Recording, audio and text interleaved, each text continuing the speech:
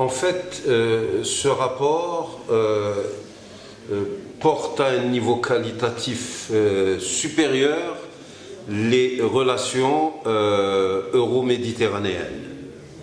Et il est fondé sur une idée maîtresse, à savoir que ces relations en matière énergétique soient des relations soient fondées sur une dimension de production plutôt que marchande. D'accord?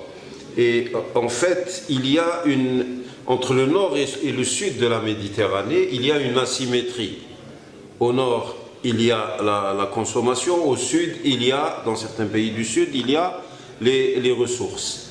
Cette asymétrie est un facteur de divergence aujourd'hui, puisque le sud ne se développe pas.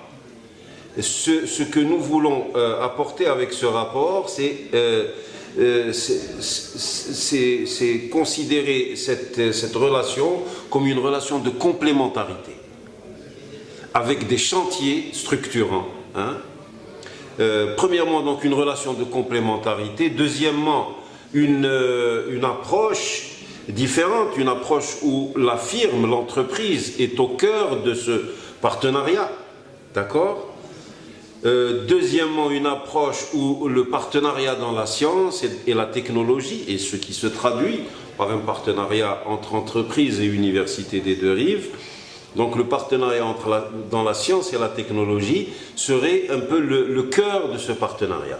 Ce qui ferait qu'on va déclencher des dynamiques de développement au sud, en même temps que le nord, les pays européens, trouveront une satisfaction de leurs besoins énergétiques.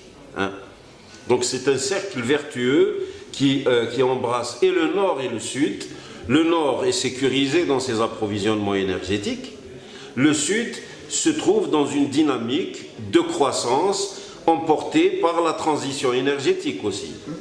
D'accord? Donc, avec ce que le sud possède, le gaz, l'ensoleillement, avec ce que le nord possède, la technologie, la demande, nous pouvons enclencher un cercle vertueux qui sera au cœur, comme l'a été le charbon et l'acier, au cœur d'un nouveau partenariat avec un N majuscule entre l'Europe et les pays du sud méditerranéen. Voilà. Je crois que les conditions sont réunies dans l'absolu. Le problème est un problème, avant qu'il ne soit un problème de volonté politique, c'est un problème conceptuel. Une question mal posée ne peut pas trouver de solution, mais une question bien posée, c'est la moitié de la solution qui est déjà...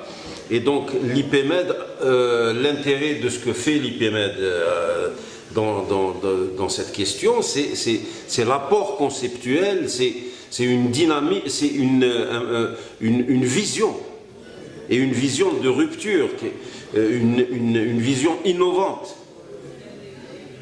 Et à partir du moment où nous avons une vision innovante, où nous avons du concept, il est possible de convaincre les politiques, et je pense que les politiques s'empareront de ce projet. Voilà.